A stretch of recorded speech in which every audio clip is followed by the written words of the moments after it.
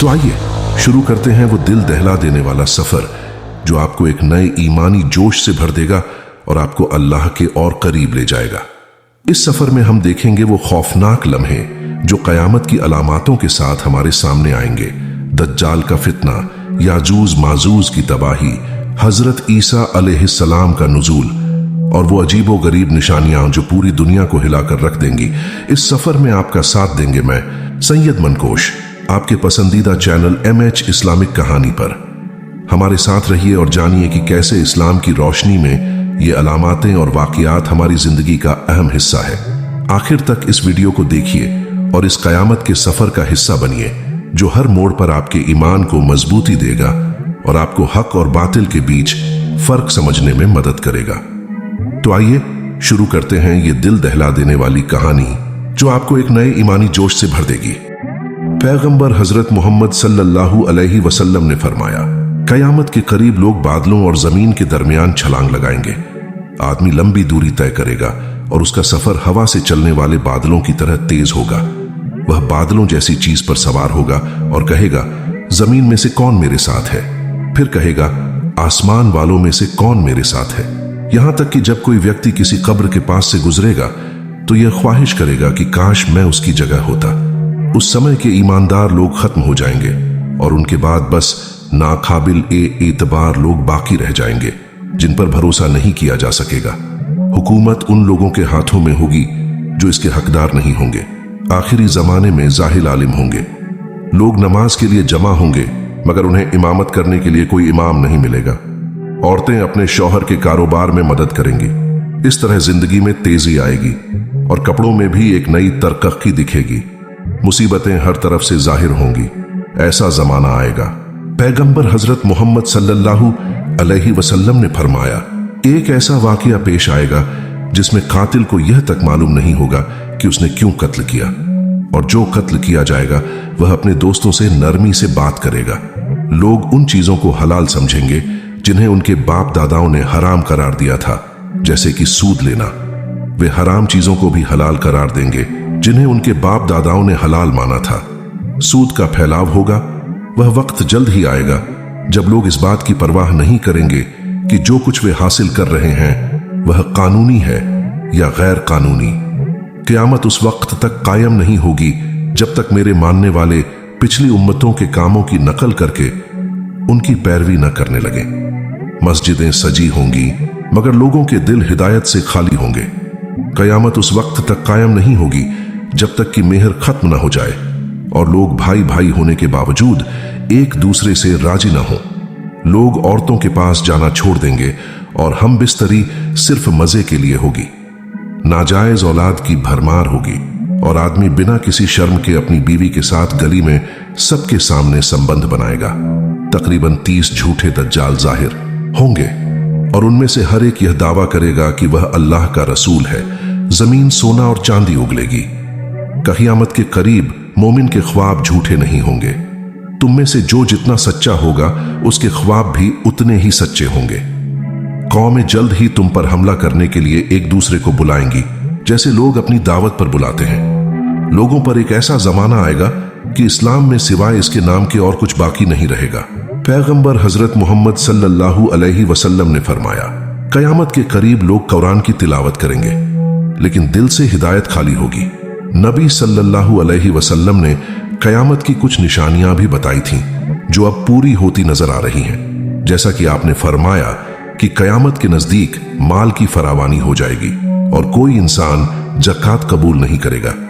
जब कोई इसे किसी के सामने पेश करेगा तो वह कहेगा, मुझे इसकी कोई जरूरत नहीं। वर्ल्ड इकोनॉमिक फोरम के मुताबिक 2050 तक दुनिया में अत्यधिक गरीबी 2% तक गिर जाएगी और जिस तरह से दुनिया की अर्थव्यवस्थाएं विकसित हो रही हैं, ऐसा होना मुमकिन लगता है। नबी पाक सल्लल्लाहु अलैहि वसल्लम ने यह भी फरमाया था कि कयामत तब तक नहीं आएगी जब तक जंगली जानवर इंसानों से बात करना शुरू न कर दें। अब यह कैसे होगा? आर्टिफिशियल इंटेलिजेंस की मदद से जानवरों की आवाजों को डिकोड करना संभव हो सकता है। वैज्ञानिकों ने आर्टिफिशियल इंटेलिजेंस का उपयोग करके जानवरों की भाषा को समझने का प्रयास किया है। हाल ही में इंटरनेट पर एक वीडियो अपलोड की गई थी जिसमें कुछ गोल्ड माइनर्स यूफ्रेट्स नदी के पास सोना जमा कर रहे थे।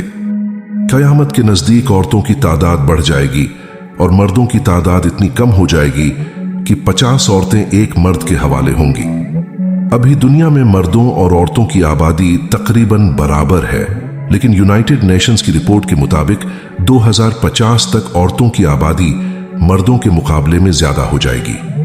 वर्तमान डेटा के अनुसार हर साल औरतों के मुकाबले में मर्दों की आबादी कम होती जा रही है, लेकिन एक बड़ी जंग अभी बाकी है। जैसा कि नबी सल्लल्लाहु अलैहि वसल्लम ने फरमाया, कयामत उस वक्त तक कायम नहीं होगी जब तक दो बड़े गुट आपस में न लड़ें और दोनों तरफ से भारी हताहतें होंगी, जबकि दोनों एक ही मजहबी अकीदे पर चल रहे होंगे। इसी तरह जंगों के बाद मर्दों की तादाद और कम हो जाएगी। नबी सल्लल्लाहु अलैहि वसल्लम ने यह भी फरमाया, कयामत के करीब खुलेआम जिना करना कानूनी हो जाएगा। आज के दौर में 65 देशों में वैश्यावृत्ति को लीगल मान्यता दी जा चुकी है। आज तक दुनिया के इतिहास में ऐसा कोई इंसान नहीं हुआ जो अपने दौर से कई 100 साल बाद आने वाले हालात को इतनी तफसील के साथ बता सका हो। ऐसा करना किसी इंसान के लिए मुमकिन नहीं, मगर नबी पाक सल्लल्लाहु अलैहि वसल्लम ने ऐसा करके दिखाया और यही उनकी सच्चाई की सबसे बड़ी दलील है। इमाम मेहदी के इस दुनिया में आने से पहले यह दुनिया जुल्म से भर जाएगी और हर जगह फितने फैलेंगे। नबी पाक ने फरमाया, इमाम मेहदी के दहूर के बाद जमीन सरसब्ज हो जाएगी, जिससे यह मालूम होता है कि उनके आने से पहले जमीन बंजर हो जाएगी और दुनिया में खाने की कमी होगी। जैसा कि आज हम देख सकते हैं किस तरह क्लाइमेट चेंज हर साल खेती बाड़ी को नुकसान पहुंचा रहा है। इमाम अली अलैहिस्सलाम ने फरमाया, इमाम मेहदी के आने से पहले एक फितना फैलेगा जिसमें लोग ऐसे तपाए जाएंगे जैसे भट्टी में सोना तपाया जाता है। फिर लोग काफिरों के साथ जंग करेंगे, मगर वे यह जंग हार जाएंगे। इसके बाद नबी सल्लल्लाहु अलैहि वसल्लम के अहले बैत से एक इंसान जाहिर होगा जो मुसलमानों को एकजुट करेगा। अल्लाह उन पर अपनी नेमतें नाजिल करेगा। एक बादशाह की मौत के बाद एक व्यक्ति मदीना से मक्का में मौजूद बैतुल्लाह में आएगा। मक्का के लोग उसे बाहर निकालकर हजर अस्वद और मुकामे इब्राहिम के बीच उसकी बैत करेंगे, जबकि वह इस बैत को बिल्कुल पसंद नहीं करेगा। इसके बाद अहले शाम के लोग भी आकर उसकी बैत करेंगे। फिर कुरैश का एक आदमी एक लश्कर लेकर निकलेगा और जब लोग इसे देखेंगे तो शाम और इराक के बेहतरीन लोग उसके पास आकर उसकी बैत करेंगे। इमाम अली अलैहिस्सलाम ने फरमाया कि वह मेहदी उस समय नजरों से छिप जाएगा और गरीब व मुसाफिरों में से होगा। उस वक्त इस्लाम एक अजनबी के तौर पर होगा, जैसे एक ऊंट थकान से अपनी गर्दन झुका देता है। तब जमीन उसके सामने अपने खजाने उंडेल देगी और अपनी चाबियां सौंप देगी। फिर वह तुम्हें दिखाएगा कि इंसाफ कैसे किया जाता है। इमाम मेहदी का साथ देने के लिए खुरासान से काले झंडे लहराते हुए एक फौज चलेगी जो इमाम महदी की फौज के साथ जा मिलेगी। आज के दौर में खुरासान के इलाके में, जिसमें Iran, Afghanistan, Tajikistan, Turkmenistan, Uzbekistan और पाकिस्तान शामिल हैं, इन सारे मुल्कों का कुछ हिस्सा इस खुरासान के इलाके में आता है। इन सभी शहरों में एक चीज कॉमन है, ये सारे शहर कुछ खास विकसित नहीं हैं। खुरासान का ज्यादातर इलाका पहाड़ी और रेतीला है। यह इलाका दुनिया की ऐशो आराम से अलग है, ताकि यहाँ के रहने वाले लोग जो मरने से डरते हैं वो जंग कैसे लड़ेंगे। दूसरी कॉमन चीज इस इलाके में यह है कि यहाँ की ज्यादातर आबादी पठान की है, जो इस वक्त दुनिया की सबसे बहादुर कौम है। लेकिन इस खुरासान के जिस इलाके से काले झंडे लेकर फौज चलेगी, वो वर्तमान हालात के मुताबिक अफगानिस्तान हो सकता है, क्योंकि अफगानिस्तान में आज के वक्त इस्लामी कानून के मुताबिक हुकूमत कायम है और अफगानिस्तान ही वो मुल्क है जिसके पास आज खोने के लिए कुछ भी नहीं है। इनकी जीडीपी पहले ही काफी नीचे गिर चुकी है। अफगानिस्तान ही वो मुल्क है जिसमें तालिबान ने अमेरिका जैसी सुपर पावर को अपने मुल्क से भगा दिया था। जब इजराइल ने फिलिस्तीन पर हमला किया तो तालिबान ने ईरान से फिलिस्तीन के लिए रास्ता मांगा था। आज के हालात के मुताबिक ऐसा लगता है कि ये फौजें अफगानिस्तान से ही चलेंगी, लेकिन जब खुरासान से फौजें इमाम मेहदी के लश्कर के साथ जा मिलेंगी, फिर मुसलमान पूरी दुनिया को फतह करेंगे और मुसलमानों की पूरी दुनिया पर हुकूमत होगी।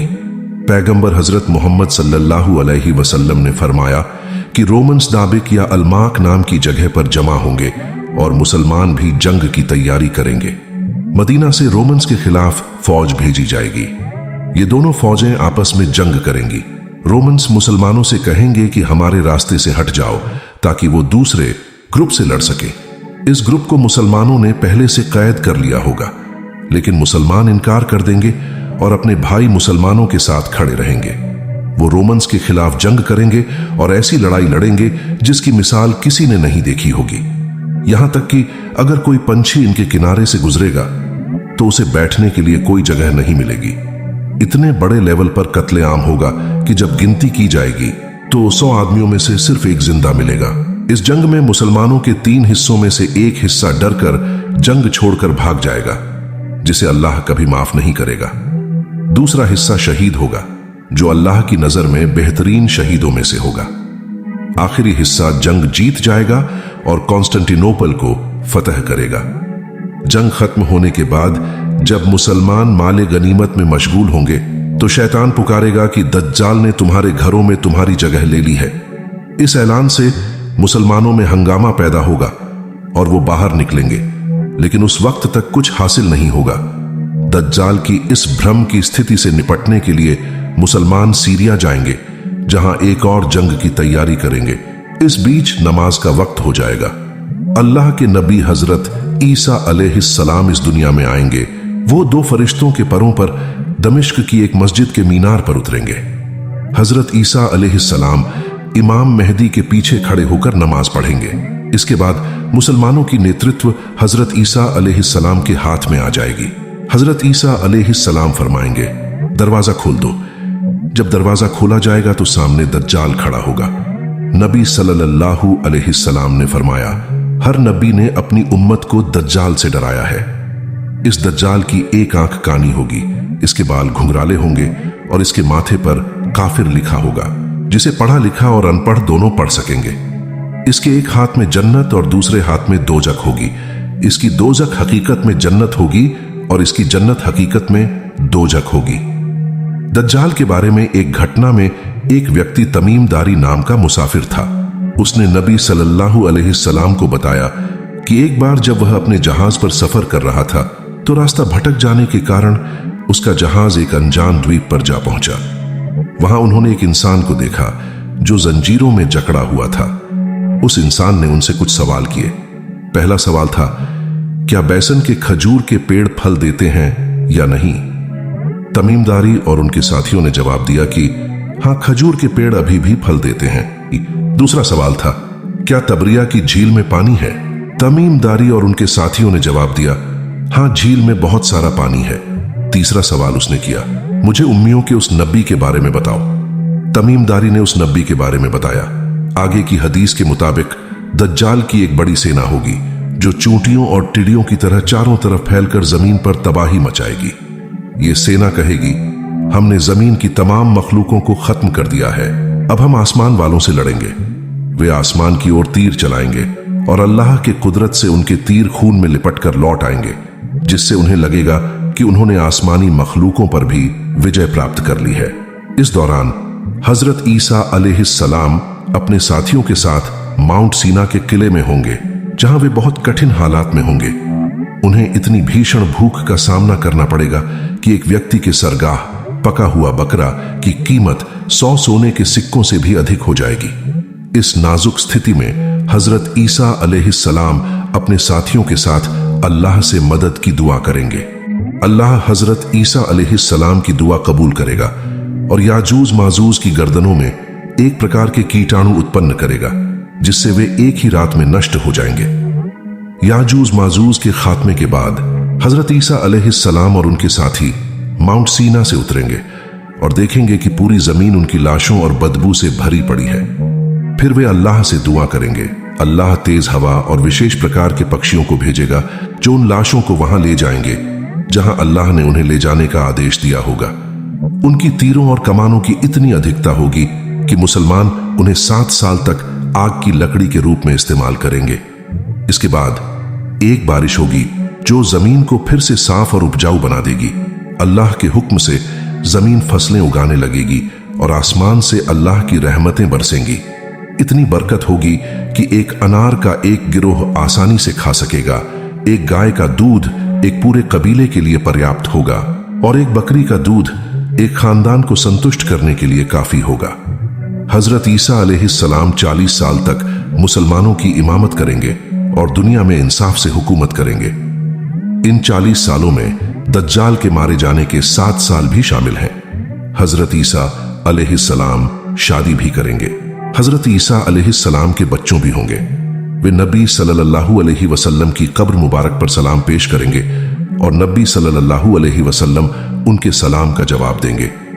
वे उम्रा या हज करने के इरादे से मदीना के करीब रूहा नाम की जगह से मक्का जाएंगे। इन तमाम वाकयात के बाद हजरत ईसा अलैहिस्सलाम का इंतकाल हो जाएगा और मुसलमान उन्हें रोज़ाए रसूल सल्लल्लाहु अलैहि वसल्लम के करीब दफन करेंगे। इस दौरान एक घर पश्चिम में और दूसरा पूर्व में जमीन में धंस जाएगा, जहां तकदीर के मुनकर लोग रहते होंगे।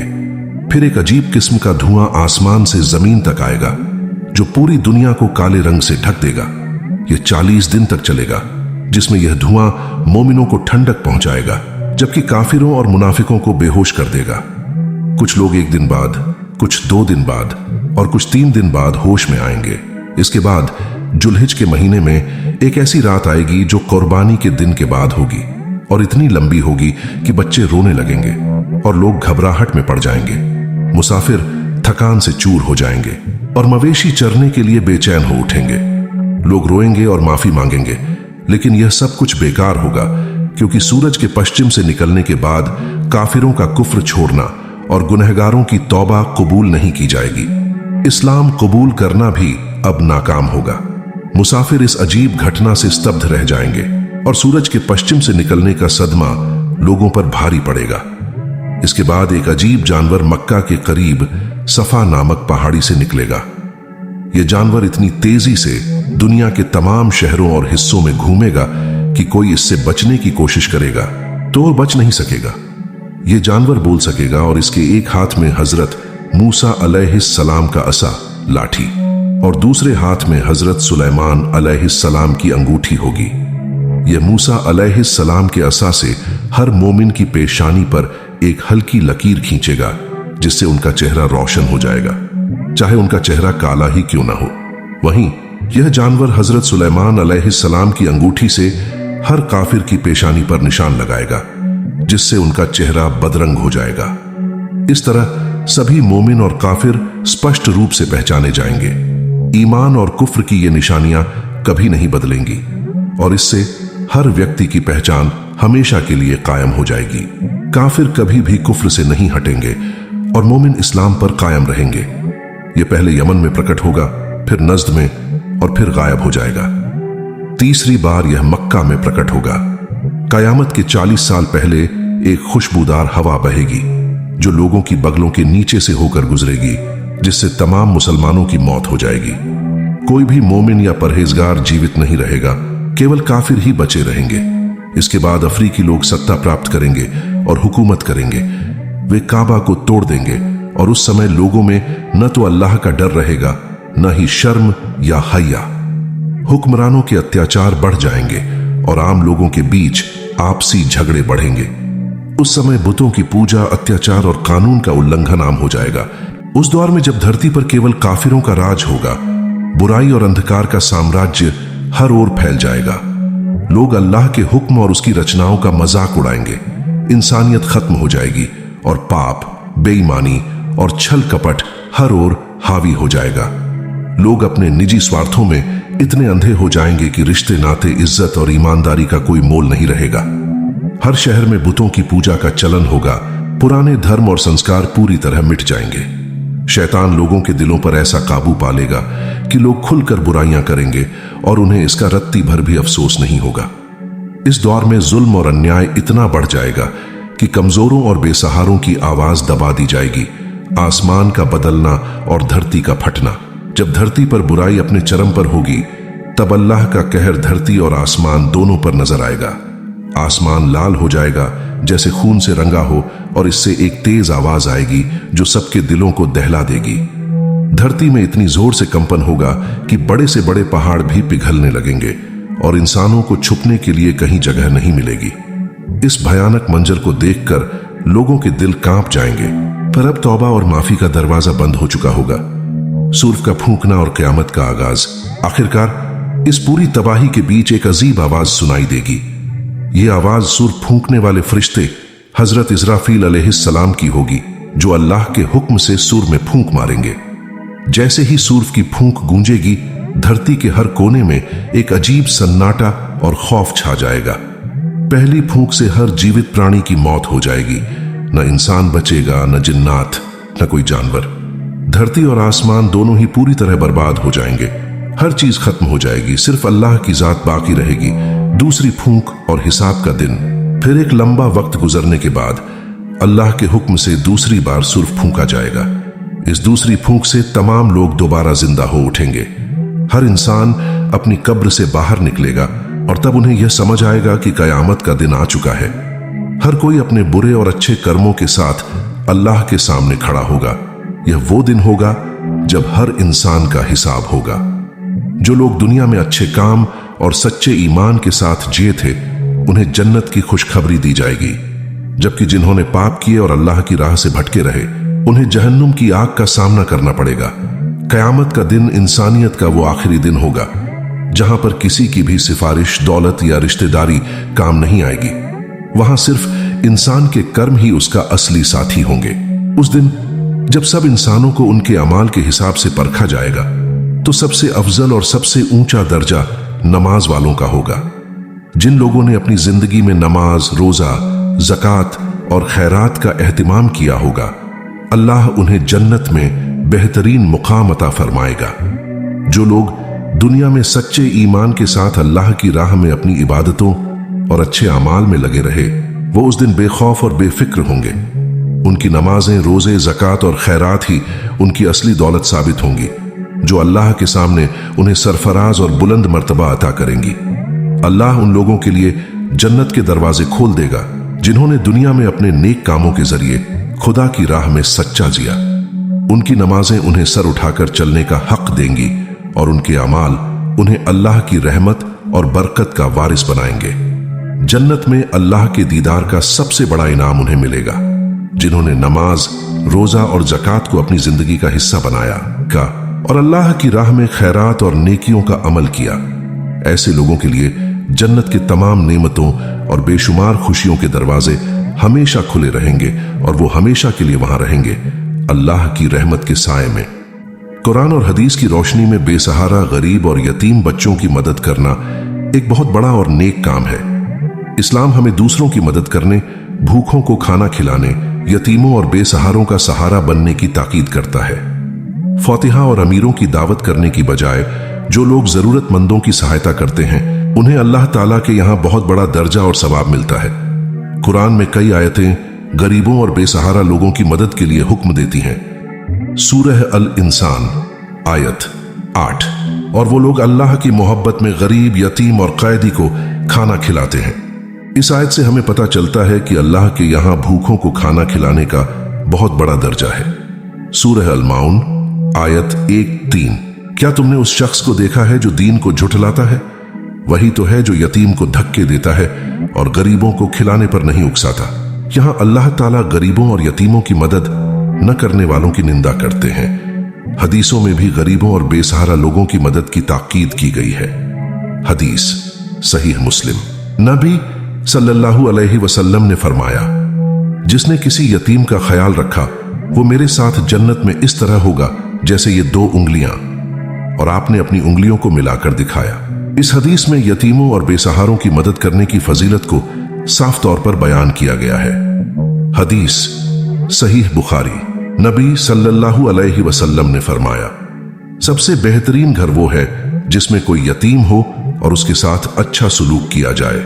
यहां यह बताया गया है कि अल्लाह ताला उन घरों को पसंद करते हैं जहां यतीमों की देखभाल की जाती है। कुरान और हदीस की रोशनी में फातिहा, विशेषत खाना और मिठाइयां रखकर उन पर दुआ पढ़ना के लिए कोई स्पष्ट निर्देश या आदेश नहीं मिलता। इस्लाम में दुआ और अल्लाह का जिक्र करना बहुत फजीलत वाला अमल है, लेकिन इसके लिए किसी विशेष तरीके का निर्धारण नहीं किया गया है। कुछ लोग इस अमल को एक परंपरा के रूप में करते हैं, लेकिन इसे इस्लामी फर्ज या वाजिब नहीं माना जा सकता। कुरान की रोशनी में कुरान हमें अपने मरहूमों के लिए दुआएं करने का हुक्म देता है, जैसे कि सूरह हश्र आयत 10, और जो उनके बाद आएंगे वो कहेंगे, ऐ हमारे रब, हमें और हमारे उन भाइयों को माफ कर दे जो हमसे पहले ईमान लाए, और हमारे दिलों में किसी के लिए किना न रहने दे। यह आयत मरहूमों के लिए दुआ करने की अनुमति देती है, लेकिन इसमें किसी विशेष तरीके का जिक्र नहीं है। हदीस की रोशनी में हदीस में नबी करीम सल्लल्लाहु अलैहि वसल्लम ने मरहूमों के लिए दुआ करने, सदका देने और अच्छे काम करने को पसंद किया है, लेकिन उन्होंने किसी प्रकार की विशेष रस्म या विधि का हुक्म नहीं दिया। हदीस सहीह मुस्लिम, जब इंसान का इंतकाल हो जाता है तो उसके तमाम अमल खत्म हो जाते हैं सिवाय 3 चीजों के। सदका ए जारिया, ऐसा इल्म जिससे फायदा उठाया जाए, और नेक औलाद जो उसके लिए दुआ करे। इस हदीस से यह साबित होता है कि मरहूम के लिए दुआ और नेक अमल करना इस्लामी दृष्टिकोण से उचित है। हदीस सहीह बुखारी, नबी करीम सल्लल्लाहु अलैहि वसल्लम ने फरमाया, दुआ इबादत का मखसूस अमल है। यहां से हम सीख सकते हैं कि दुआ किसी भी समय, किसी भी हालात में की जा सकती है, लेकिन इसके लिए किसी खास रस्म की जरूरत नहीं है। निष्कर्ष, फातिहा पढ़ना यानी मृतकों के लिए दुआ करना इस्लाम में जायज है, लेकिन इसे किसी विशेष रस्म के रूप में करना, जैसे कि खाना रखना या मिठाइयां रखकर पढ़ना, कुरान और हदीस में स्पष्ट रूप से नहीं मिलता। इसलिए यह एक वैकल्पिक और सांस्कृतिक अमल माना जा सकता है। इसका मकसद सिर्फ मरहूमों के लिए दुआ करना होना चाहिए, और इसके साथ किसी प्रकार का दिखावा या फिजूल खर्ची नहीं होनी चाहिए।